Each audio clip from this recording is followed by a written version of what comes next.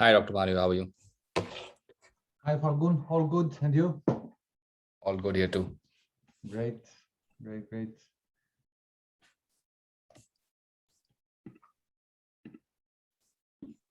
Just waiting for some more people to flow in here. I see we've got some coming in now.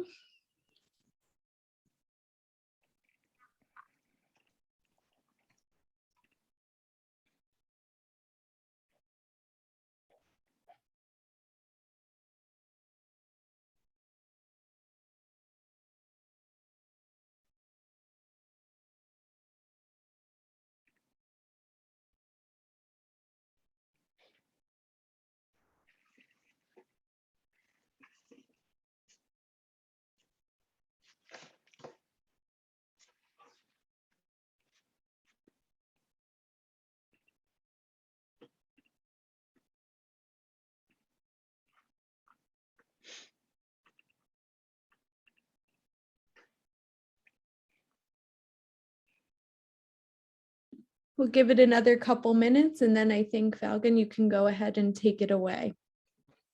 Sure, thanks.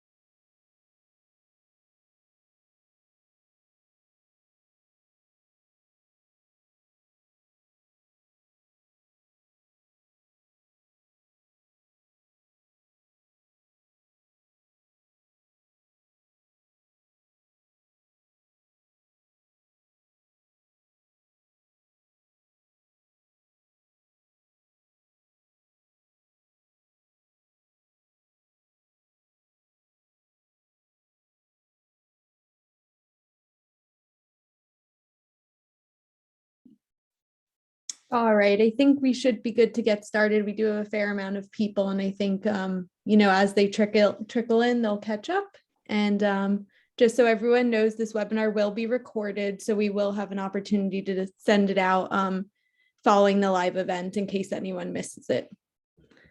And with that, you can take it away. Great. Thanks a lot.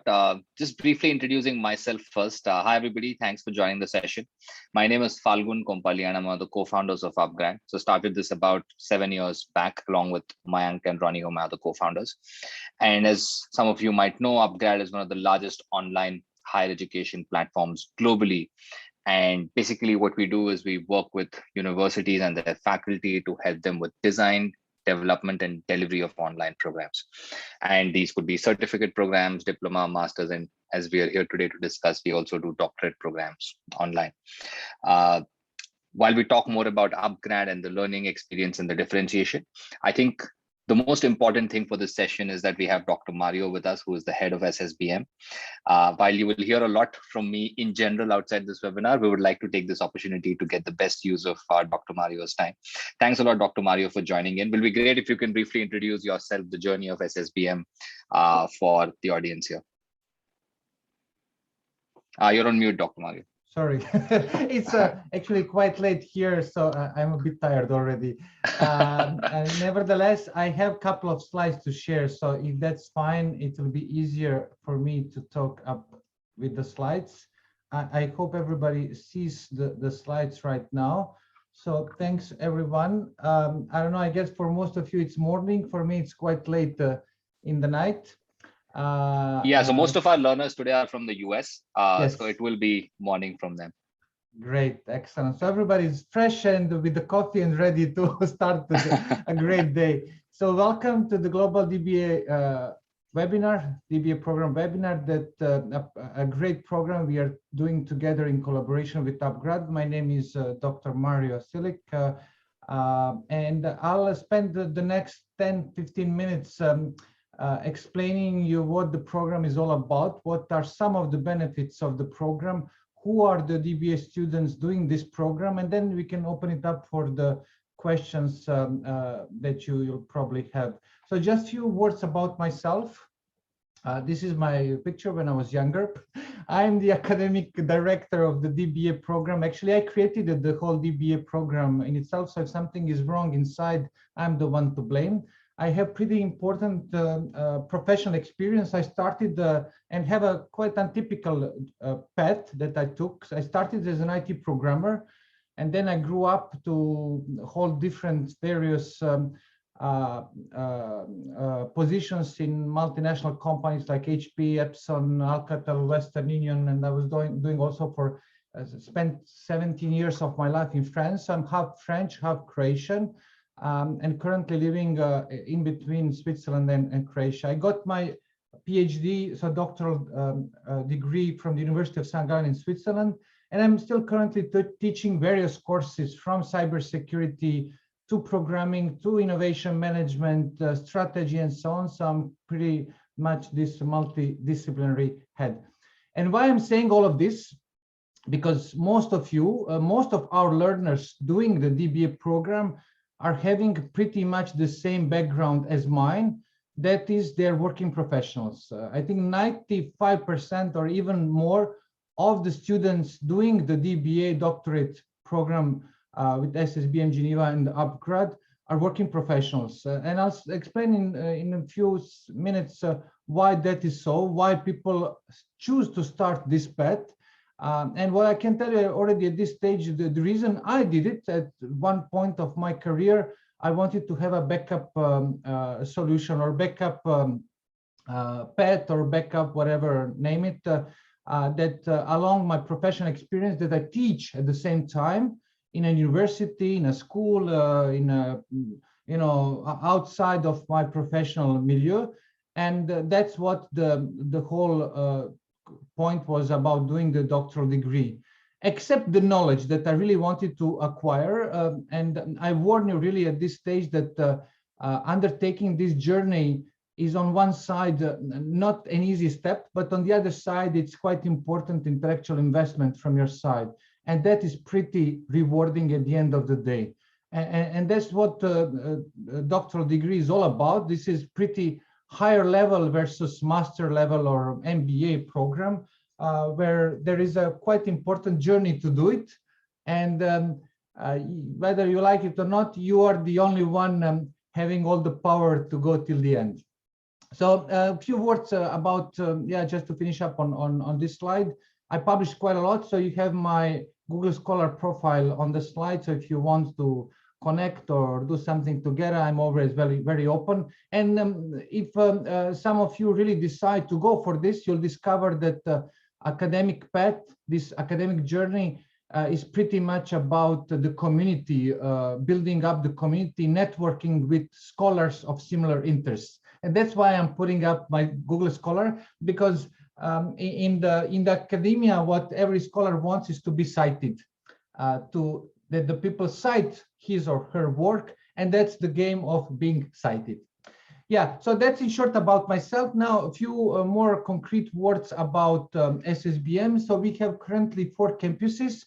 And the good thing, although this program that we are doing together with upGrad is an online DBA doctoral program, there is a possibility to attend also a campus-based seminars.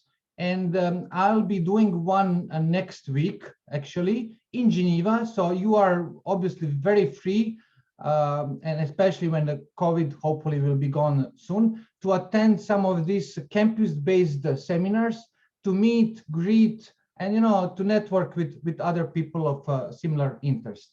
So yeah, so we have on the top left is the main campus in Geneva with some rooms, and this is who we are. And who we are spin-off from a large university in Switzerland. Currently we are, and I should not say, I think from marketing perspective, and especially in US, this is not the way to say to the biggest, but we are, let's say, one of the biggest. But by the numbers, we are the biggest business school in Switzerland at the moment. We have over 100 faculty members. And what makes us, I think, a bit different, although many of the schools will say the same, We have partnered with really a couple of big companies. And why is it so? Because as I said in the beginning, in the introduction, 95% of our students are working professionals. And this creates also opportunities for them through networking with the companies. And that's why we have signed a couple of important strategic partnerships. And one of them we are really proud of is with Deloitte, one of the big four. Not only we are getting the lectures from their side for our other programs, but also the networking possibilities that these companies are offering to us. Bottom line, the school has pretty strong ties with the industries, with the industry partners. Several of them and from big international companies are present in our advisory board, this is all about diversity. Currently, we have students from 106 different countries and quite some nice number from USA also. We are happy, really proud of this diversity, because this is what makes the program work, what makes the program interesting, and what's really something that we are providing that's for you, for the students, for alumni, etc., etc. And I'll say in a few slides how we do it, how do we try to connect, because although some might think this is an online program, still there are really nice opportunities to connect and to exchange. So who are people doing this program with us? I said they're working professionals already. In average, they have 15 years of professional experience. So why this is important? Because most of the students they don't have time to spend 8 hours a day for doing the dissertation, for doing the thesis, but they do it in their, let's say, free time outside of the working hours. But on the other side of the medal is the fact that since they are since you are, most of you, and there's a nice number of people already that is participating now, since you have this important work experience, this facilitates many things when it comes to the research, because research is a systematic process that you have to follow and to make it in a scientifically proven way. There's really the methodology that is behind that you will be taught to how to approach it, how to do it. Many people never used citations in their lives, and we have seen this, but from the moment you kickstart, you are inside of the first and completing the first milestones, then it's all about your experience that comes into place, where you are doing much faster compared to some people that are just going out of the school. Okay, so why do people do the doctoral degree? And there are three main reasons. There are a couple of others. Actually, everybody has its own reasons, but the three main ones are people want to teach aside. And I can tell you on my personal experience what has happened to me. I started teaching in a couple of schools when I didn't have the doctoral degree. And the difference it made, the fact to get it, is the salary they were giving me. It literally, I got 40% from the moment I got the degree. And that was pretty a big discovery for me, because actually for the same job I was doing, just the fact that I got a degree, they increased significantly my per hour salary of teaching. So teaching is one of an important one, and I think you have Dr. Alex on the picture here, who is actually teaching at the university in Netherlands, and he did it with us, the doctoral degree, and it allowed to him the same. So I really invite you, because you could say Mario is saying a lot of nice things. Really contact these people, ask them, and on LinkedIn I think it's pretty easy to find anyone. And this is what I would do, really talk to them. David is very nice. Lisa is from USA. She's a business instructor. I think she's working for a big company in USA. So just feel free to contact these people and to get an experience, firsthand. Second one is professional opportunities. As I said, doing or entering the academic world, you are actually entering a bigger number of closed communities. to give you an example, if you are doing a research related to the cybersecurity or artificial intelligence, or I don't know, marketing, what will happen? You will want to contact or to interact with these people. And what will you do? The immediate next step, once you join the program, this is what we will advise you, to create an account on researchgate.net to contact these people that are part of these communities.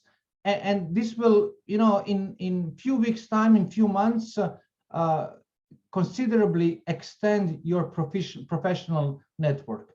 And especially if you intend to continue in the academia to publish some papers, these are excellent professional opportunities to network and basically to interact with these people. So networking is the last one, that's an obvious one. We have the possibilities from our side, how we do it, how we connect our students, our overall students from 107 countries now. DBA students are from 96 different countries, but you'll see we have, we call it SSBM Connect. This is a way to connect and to interact with each other. So this is about who our students are. Where do they come from? I just put a couple of the companies. Some of them are from Europe, some of them are from big international companies. But really, this is what makes the thing really interesting. We have had so far students doing the doctoral degree. We had some lawyers, some people from the sports industry, people who are already doctors, like in the hospital, and want to extend, because the DBA is all about becoming an expert in a specific business area. This is what DBA is all about. Unlike PhD, which is quite high level, which is quite theoretical, DBA is straight to the point, addressing a particular business issue, business problem, and you are supposed to become, after 2 or 3 years, the best expert in that field. No one should be better expert, because you are supposed to bring up something completely new, novel, that does not exist or did not exist up to now. Obviously, you will not repeat the research or build a research that someone already did, right? Yeah, so this is just, I'm briefly going through these things. An important one is the research, that the one you should be concerned of. So if you join us together with upGrad in this program, you will definitely benefit from some of these pluses that we offer through our approach. Just briefly to mention this one, this is an important tool that we are having, where every student, be it on MBA, DBA, connects to each other. And this is the central platform where also all the research related databases, books, online library, everything is on the platform itself. And people actually post some things in the forum or get together or whatever they do in the background. Yeah, so other few things, these are the main focus when it comes to the doctoral programs on the related to the research. We have a journal, and we had just recently a very successful conference where several of our students presented their work. I think over 100 people attended the conference. So there are really numerous opportunities that we are offering together with upGrad to bring some added value versus, because I used to say that DBA journey or doctoral program journey is quite a lonely journey. There will be no one there except you and your mentor. And this is the way it works, basically. Mentor will not write a single sentence on your behalf. You will have to write 120, 150 pages. But on the other side, we are enabling this connectivity between people to facilitate the communication, the interaction, the exchange, and so on and so on. So the whole program is based on the 4 steps. Research methodology 1, where you build up a quick concept of what you would like to do. This is called research concept. Research methodology 2, which is the second step, which comes, let's say, 6 months after you're starting the journey, where you provide the literature. You want to explain why what you are doing makes sense, what is the research gap, how you will do it, and you are explaining what the others did not do, and because they didn't do it, this is why you will do it. This is so-called research gap. So this is what literature review does. And the final document is research proposal, where you are summarizing all of that. putting it 30, 40 pages format and saying, this is what I will do the next 1 year to get the data, to investigate, to do some conclusions, and finalize the thesis. At this stage, you're already at the 40%, and usually this happens after 1 year, and then the second or third year, you're writing the thesis. Now, if you ask me how long or what is the minimum or maximum number of months or years to do it, there's no minimum or maximum. This is an online program. If you were on the, and this is a huge advantage compared to campus-based. I personally attended the campus-based program, and I can tell you it was a pretty big challenge for me because I had to travel every time to take physical seminars in a particular, every September I had to be at university, and then you could not go faster than the seminars physically taking place. And here it's really up to your speed. We have seen students finishing everything in 9 months. Why? Because they already did some research during their MBA master program. So that's also perfectly fine. If you do it in 3 months, that would be awesome. But obviously, good luck if you do it. That means you didn't sleep for 3 months. So there's no minimum or maximum. We have seen people doing it in 1 year. We have seen people doing it in 2 years. We have seen people never doing it. That's also an option. As I said, someone has to write 100 pages, and it's not going to be me unless you pay me a bit. So, this is the beauty of this path. It's a really important intellectual challenge for yourself. So you are challenging yourself intellectually. Can I do it? Can I summarize what the others did? And can I bring something new to the community, to the scientific world? And this is pretty rewarding at the end of the day, right? To support you throughout this online journey, it's not just online. Online is a big word today, right? There are like monthly webinars organized with people experts in some areas like research methodology. And so you will be followed and instructed on that side, but also through upGrad top-notch learning platform. But most importantly, the mentor. The mentor is your best friend. He is the one approving every single step, 3 of them. And then the 4th one, you are presenting, defending everything in front of a jury. And basically, the mentor is the one really taking you through these steps, correcting the mistakes and showing you how to do it. So that's in short how the program is structured. So I don't want to take too much. I don't know how much time I took already. Yeah, already 23 minutes. But this was a kind of high level structure and journey I wanted to highlight. Great. Thanks a lot, Dr. Mario. I think we have a few questions here, which I think is good to take at this point, and then maybe I can talk a little bit more about the upGrad platform, the support services, etc. But I think one of the key questions that has come up is, what's the difference between a DBA and a PhD? And does it have the same kind of international recognition, the DBA credential? Yeah, this is an excellent question we get quite often, to be honest. So first big difference is PhD is very scientific oriented. So when you're doing a PhD, usually you will tackle some high level things, quite theoretical. It's usually not business related. So to give you an example, what are the obstacles to innovation in small and medium enterprises during COVID times? This is a typical topic for a DBA program. PhD, if you are doing a PhD, it would be much more theoretical. You would introduce some theories, you would have to propose some theoretical artifacts. So it would be on a higher level. And my professor at that time, my mentor, she said, Mario, most of the PhD research finishes in the graveyard. Why? Because actually, unfortunately, no one reads, it's too theoretical. The research is meant to be useful for the practitioners, for the CEOs, for the people who should take some, good learnings from that. And unfortunately, most of it does not have any value. Most of it, not all of it. So that's the first biggest difference between the two. Now, what is also true, to be very transparent, DBA is a Doctor of Business Administration program, right? In many countries, there's no such kind of academic level. In UK, it does exist. In Switzerland, it does exist.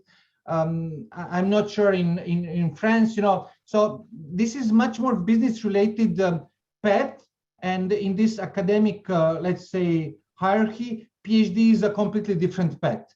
They're on the same doctoral level. In essence, it's all about the scientific approach, where in one it tends to be high level and a bit,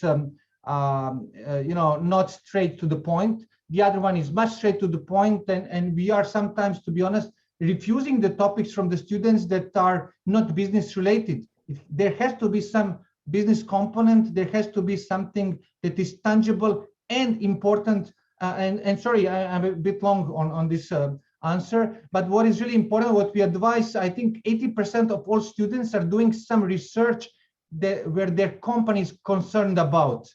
And what we tell them, go and ask around in your company what could be useful for them. And this is a typical research question that DBA is concerned about. You want to help your company. Maybe the company will tomorrow. I have, by the way, a nice example. Someone from India 2 weeks ago, he started his topic on some naval industry, right? And he was contacted by a competitor of his company, and they asked him, we will give you access to all the data, but we have this business issue. Can you help us, investigate further and further? So I hope I tried to summarize a bit the big difference, right?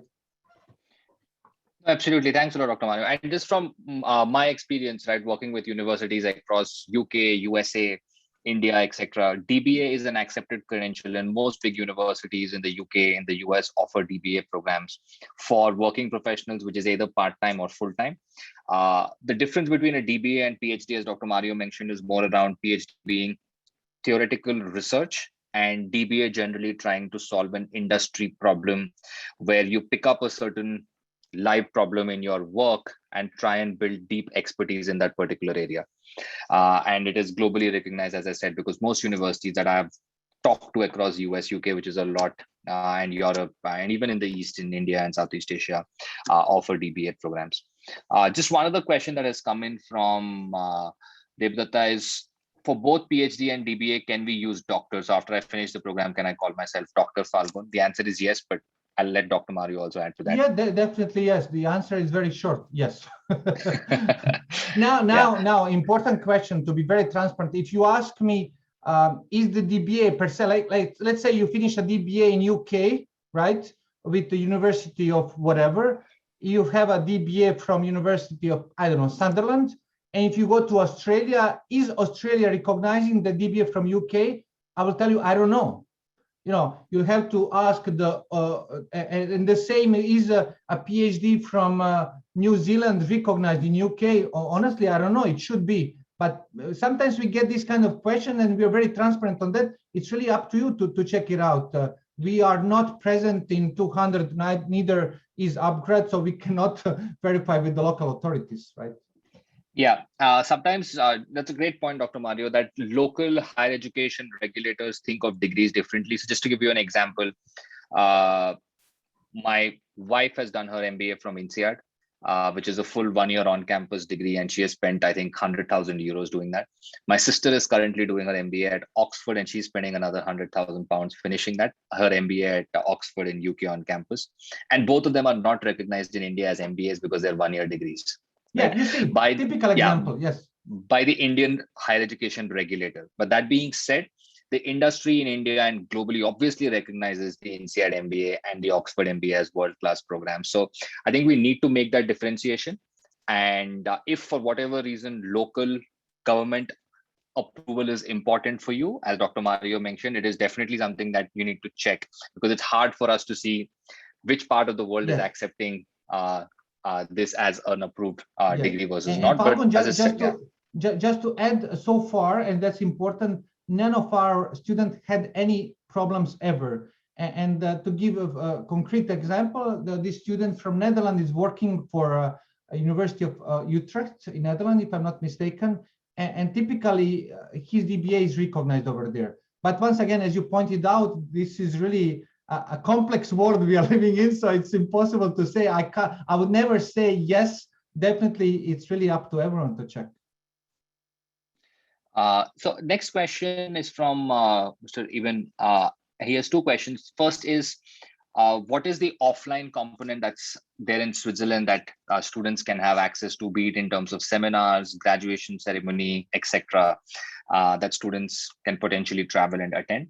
And the second thing is, I think it's just asked again, will I be able to use the title doctor after completing the program, which we've just answered, Mr. Rabin, as yes. So first question, I'll direct to Dr. Mathur. Yeah, the first one is, to be very honest, there's no difference between online and campus in terms of the content, because we are providing, if I'm not mistaken, together with upGrad, at least one webinar per month on a different topics. So what happens physically, it's more or less the same. Obviously, when you attend the physical one, sometimes it can be throughout the entire journey or through 2 days. The online version is just a bit squeezed, right? Because of the time difference, because of the technicalities, because of the Zoom. But in terms of the content, to give you an example, next week I'll have a seminar on research methodology, how to kickstart your research. I had the same with upGrad last week, where over 90 people attended. So literally, this one with upGrad was nearly 2 hours, and the physical one will also be 2 hours. But the physical one, if there are many questions, will stay hang out. So this is the beauty of attending also, or the possibility, having the possibility to attend the physical one, right? Thank you. I think we have 2 more questions from Lee. The first is, he's curious about what your PhD was in. So if you can just maybe briefly talk about your research work, that I think is just curious to know more. I did a mistake that many of the scholars are doing. I started with big topic, and I was very happy, I could tackle a lot. And my mentor, she said, Mario, you will never do it. So cut. And I ended up with a small topic, which was really nice one. It was about cyber security, actually security related to the human element in the company. Everything related to cyber security attacks and the way people misbehave in the companies, because humans are the weakest link in the organizational security. So it was about the organizational security within the companies, with some focus on the open source software. Great, thanks. And the second question, Dr. Mario, from him is this a teaching degree, by which I think Lee means to ask if after this, as you mentioned, people can go on for teaching based roles? Yes, definitely. And by the way, it's much more teaching than the PhD, because PhD is, as we said it, if you do PhD, I don't know, in a very specific area, it's sometimes more difficult, because with the DBA, which is business related, that means you could teach in any business related discipline, in any MBA program, in any DBA program, in any bachelor related program. With the PhD, it's you are somehow restrained to teach one discipline. I'm not saying that this is better or worse, but yes, definitely you're opening up a bit wider area of opportunities, definitely. Great. So what I can do now is just very quickly add a few more elements that upGrad brings to the table, some of the other additional elements around the program structure as well. So very briefly, I introduced upGrad before, but currently, as I said, upGrad is one of the largest online platforms globally. We have about 45 university partners, and we offer 150 plus programs in collaboration with them. While our genesis starts from India, and that's where we started off from, but today we're a global organization with offices in Singapore, Middle East, London, and the US. And we're very excited about the opportunity to provide strong value propositions to working professionals globally. And in that thought process, I think the core differentiation for upGrad is to talk about how we can create very meaningful learning experiences for all of our students. Because when we started upGrad back in 2015, the core insight that we had was that online education becomes very anonymous, and at that point of time was more access to a content library than access to an on-campus like engaging experience which delivers strong learning and career outcomes. And that's where we built this competence of working with the university and their faculty to develop world-class content, which we internally say has to be HBO level content in terms of Game of Thrones or House of Cards, where you cannot switch off without watching the next episode. So how do you build in all of those hooks of edits, animations, graphics, and storytelling to to make the entire content and pedagogical process really engaging. The second part is the learning management system, which we have built from scratch. It's a proprietary LMS, not hosted on Blackboard or Canvas or any of the other platforms, because we believe that we wanted to build a digital first, mobile first as well LMS, so that students can have a very, very engaging experience in terms of not only consumption of content, but also peer-to-peer interaction. How do they solve assignments? How do they interact with faculty, and multiple elements to drive that interaction. The last part is the support services that students get, where obviously there is academic support, where Dr. Mario talked about the thesis supervisors from SSBM side, but we also have thesis supervisors and mentors to support our learners to ensure that they get their feedback, any queries that they have, any questions that need to be solved. There is a very strong layer of academic support. There is also a very strong layer of non-academic support that we provide, where this is almost like, think of it as a relationship manager in a bank, where the person, the upGrad mentor, is constantly tracking your activity. And obviously, if you call them and you have any problem, they will solve for it. But we are also proactively looking at almost 200,000 data points in terms of when you log in, when you log out. Do you like to study on a weekend or a weekday? Are you falling behind on your assignment? And based on that, the student mentor has various defined interventions, including messaging you, calling you, trying to handhold you for successful completion. And the last part of those support services is the career support services, where in each of the geographies we work in, we have very strong industry interface along with SSBM and our university partners to make sure that we can provide strong outcomes for our students. So I think just to summarize this, there are 2 or 3 things that we track very closely. That even for a 2-year master's or a 3-year doctorate program, our completion rates are north of 85%. So if 100 people start, 85% plus complete the program. And that talks about the kind of engagement we're able to build in the program. The second thing is that our student satisfaction rates and our NPSs are very high. And the last part, and obviously the most important one, is that our career outcomes are very strong, where we have hired external agencies like Deloitte, which is a top 4 audit firm, to talk to our learners to report what kind of outcomes they're reporting. And 5 out of 6 learners at upGrad have said that, look, I attribute my career progression to one of the programs that I have done on the upGrad platform. So I think we're very, obviously there's a lot of work to do, but we're very happy with the kind of progress we've been able to make over the last 7 or 8 years in terms of the work on content, on the learning management system and engagement, and on the support services that we provide to build this very engaging, as good an on-campus experience to provide this value proposition and outcome to our learners. Specifically coming to the program, just a couple of points I wanted to touch. Obviously, we can go into deeper each of the elements that Dr. Mario covered earlier, which is the point of research methodologies, the first part of it, the second research methodologies part, the research proposal and thesis writing, which you can also talk to your counselors, which is the program flow. Typically, we say that students should expect to take about 36 months. Can you complete it in 1 year? I think some of you have asked it. In exceptional cases, yes. Right? But I would not say that you plan for it and set the expectation for 1 year, because it's not going to be easy, right? As Dr. Mario mentioned, you will need to think of a research topic, you will need to do research, you will need to look at all the work that has been done in the past by other people, and then build on that and solve for that problem in a meaningful way.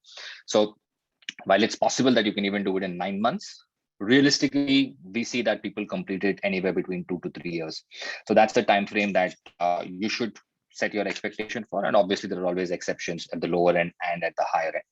And one of the other things that we have built into the program is that we know that people come from very diverse backgrounds. And as Dr. Mario mentioned earlier, people have various types of work experience in terms of years of experience, their core area of expertise. So we have built in various specializations into the DBA, where depending on the project that you choose and the kind of work that you do, you can get a global DBA with a specialization in data science or machine learning, accounting, or marketing, or project management, or even social impact management, right? So we have built that in so that, one, you can do the kind of work and work on a project that really excites you, but then you can also potentially communicate that with your employer, with be it a university, be it a corporate, about the kind of work and the kind of expertise you've built in a deep domain, which is very exciting for a lot of our learners. Very quickly, I'll take a few questions. One is from Debrata saying that there is some feedback on Facebook that the upGrad collaboration or coordination is not great. Devdata will take that. And there are obviously a few student complaints. Currently, there are about 25,000 live students on the upGrad platform across courses. We have 15,000 alumni. And just for this DBA program over the last 6 months, we have enrolled close to about 500 students, right? So I'm not going to sit here and say that we are perfect. There is a lot for us to learn and work on. And I'm sure there are 1 or 2 students who, given their profile, given their background, have not got the ideal experience. And we're definitely, all I can say is that we are striving every day to make sure that each one of our learners gets the best possible experience and the best outcomes that they desire. The next question is from Robert. How difficult is it to get a research topic? Does the mentor suggest, or do you have to figure it out on your own? So Dr. Mario, you might be better positioned to take that question. Yeah, this is an excellent question. Typically, we never enforce any topic. We leave the person to come up with the topic. And I'm the one always saying topic should be always data-driven. So you can have the best possible topic on Earth. If you don't know where and how to collect the data, the topic will just stay, nice one. So this is really and one of the first webinars we are doing with upGrad to how to kickstart your research, how to help you. Obviously, the mentor is the first one. You will be able to speak to your mentor, to discuss, to exchange the ideas. And the second step is your best friend in the world. That's Google. Google Scholar is the one, really. And no one is better to tell you what could be a nice topic. So just doing some Googling, and unfortunately, this is part of the academic effort you have to do. I can tell you, I like open source, cybersecurity, wherever, but if you don't like that topic, you'll never want to write on it. So we prefer that the student comes up with a topic, mentor can help, webinars can help, but this should be really driven by you, having in mind, where will I get the data? How will I collect the data? Without the data, there's no research. I've seen once a student doing 200 pages, and when he arrived, he wrote 200 pages, he arrived to the moment where he has to collect some data, and then he realized he cannot get any data. So 200 pages, in trash. So there's something that you will learn throughout the journey. It's a step-by-step approach. It's not an easy one, but I think we are doing it in a good way by teaching you how to do it, where to look, how to look, etc., etc. And just one thing I will add to that, based on my experience, where a lot of students have gone through this process of choosing a research project. I think it is a very bad idea to pick a project or an area because somebody has suggested it to you. It is not something that you need to do over a weekend. It is something that you potentially need to do over 2 to 3 years and spend even 1,000 hours doing it, right? So it needs to be something that you're really excited about, you're really passionate about building deep domain expertise. It's like the question that I would ask myself is, would I pick up a research paper on this topic and read instead of watching Netflix when I come back home? So that's the criteria I would apply and tell people when they ask me, is this the right research project for me? Because I think you need to be really passionate about that area, and you need to be passionate about building deep domain expertise. Post that, the student mentors, the thesis supervisors at SSBM, the faculty, and even at upGrad can help you set realistic goals in order to not define too open-ended a problem or take up a problem which you will not be able to solve in 2 to 3 years or won't find the data for. So they can guide you, draw the boundaries for that, and they can give you feedback. But I think it's a bad idea to expect them to give you an exact topics which you can spoon feed on and then go ahead and do your work. Yes, and by the way, when I started my doctoral studies, I came to my mentor at that time with 3 topics. And she said, Mario, forget about all these 3 topics. Spend some 3 months researching. And what happened after 3 months, I realized that somebody already researched extensively these topics. So the first 3 months, this will be really the way to go. You'll spend some time looking what the others did, because you don't want to repeat the topic that someone researched. That would be really waste of time. So you'll realize that, but you can only realize it by researching, studying, looking, Googling, whatever, asking your mentor. And by the way, mentor will see it. The mentor should be quite closely related to your topic. And he will know if you're speaking about innovation management, he'll know that a bunch of things have already been said in that area. So don't worry about that. topic, don't worry about the topic at all at this moment. You'll have at least 3 to 4 months to think about the topic, to propose something. And even if you propose the first topic, if you don't like it, you can change it. And that's really the cyclic approach. You enlarge the things, and you then all of a sudden you realize you have 150 pages of the thesis done in 2 years. So that's the approach. Yeah. And I think that's a great point, Dr. Mario. And related to that, we have 2 questions, which is, as an alumni, do students have access to some of the previously completed research to use as a reference on this topic? Yes, not only research, but all these 4 steps I talked about, you will have a reference how they did it similarly in one area, in a second area, in a third area. But once again, through the webinars that we are doing with upGrad, the beauty of that is that we are showing you all these first steps, and we are showing you how to do it. And there's something called in the research reference papers. And reference papers are the papers where you will inspire yourself how to do the research. And literally the papers, you will probably 10 or 15 of them cite all over and over and over. In my thesis, when I did it, my 200 pages, I think there are 20 pages I cited probably 100 times in the thesis. So, you'll find these papers on which it's like when you're building a house, you're always building a house on some foundations, and these are the foundations you will find and build your house at the end of the day. I think just another question, Dr. Mario, related to that is, how does a mentor get assigned? And does a student get to choose, or does it allotted based on the project? And post getting the mentor allocated, how does the interaction with the mentor typically work? Yeah, so let's say you start with upGrad and us in a few weeks' time. You'll provide, when you log into the upGrad platform, your area of interest. And what is that? It can be marketing, it can be human resources, artificial intelligence, cybersecurity. And based on that, we will try to find the best match.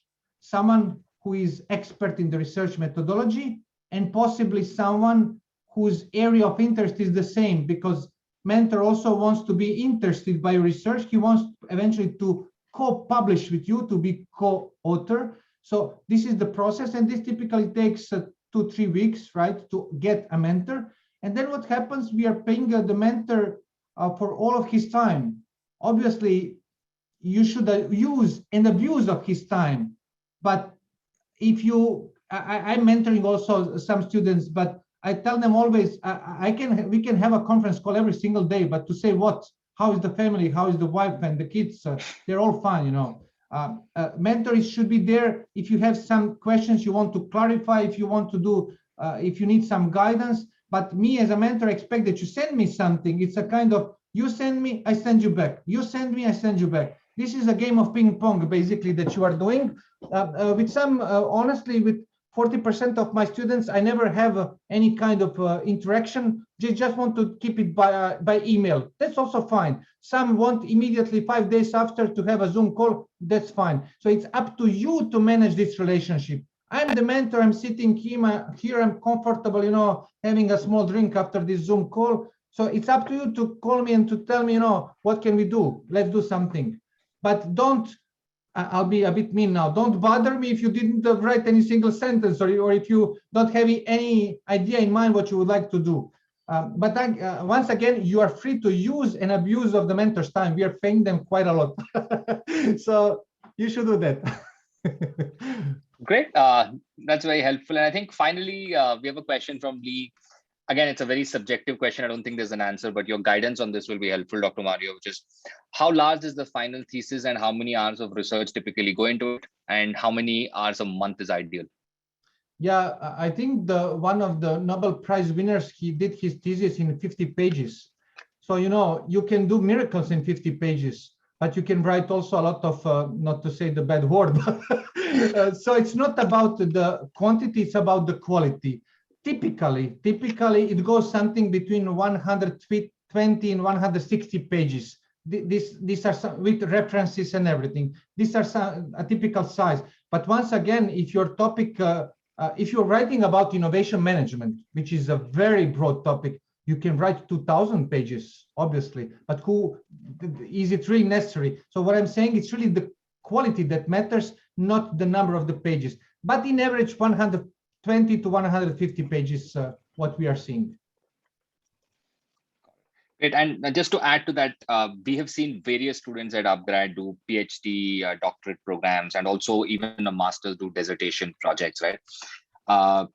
Students, for example, we have seen students be obsessed about it and spend 500 hours in just a 6-month project.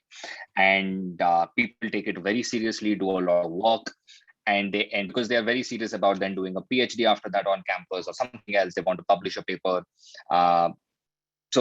And there are some people who finish it with very limited effort, which is 100, 200 hours as well. So it's a very large spectrum. It totally depends on how you define and structure the problem that you want to solve and how focused you are. It's not about the number of pages, number of words, or the number of hours you put in. It's just about the quality of the work and how seriously you're able to think and how deeply you're able to think about a problem. With that, I think we can wrap up. I think we've addressed most of the questions. There are some questions around admissions criteria, when the next batch starts, payments, fees, etc. What I would request all of you is that if you're interested in the program, please reach out to one of our admissions counselors. You can just drop your information on the website and we'll get in touch with you. And we can walk you through the process of the entire program admissions process and also the upcoming cohorts for this. But in summary, I think we are extremely happy with the value proposition that we've been able to put together, where working professionals, without having to sacrifice their job or their personal life, can pursue a very meaningful doctorate program and solve a problem in a very deep and intense manner, which helps their professional career, which helps their intellectual curiosity and build a lot of confidence.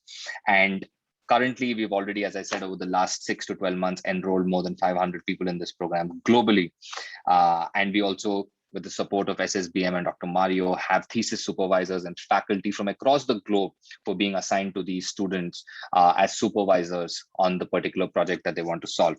Obviously, SSBM has been doing this for a while on campus and online, and we have all the resources, including the online libraries, the on-campus seminars, the online seminars that Dr. Mario spoke about, and upGrad, with our strong expertise on delivering great value propositions of online programs, bring that expertise of online content, the LMS, and the support services that we can offer to ensure that you get very strong learning and career outcomes. Well, I think we'll take your leave, but thanks a lot everybody for joining in today. Hope this was helpful and this helped address most of your questions.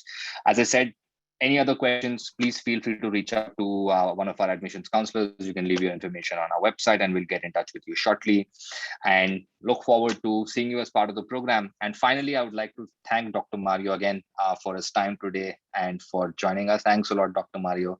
I know it's late. I'm also sitting in Liverpool, although 1 hour behind you, but I'll also go and have dinner now. But thanks a lot for joining in. Thank you all, and feel free to contact me over LinkedIn if you have any questions you missed or I didn't answer properly. I'm a very nice guy, so just get in touch with me over LinkedIn or whatever. Send me an email. So it was great having you here. Thanks a lot. Perfect. Thank you. Thanks, everyone. Take care, everybody. Thank you. Bye-bye.